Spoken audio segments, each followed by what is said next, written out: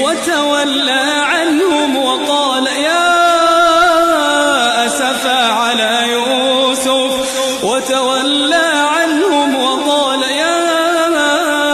أسفا على يوسف وابيضت عيناه من الحزن فهو كظيم قالوا تالله تفتأ تذكر يوسف حتى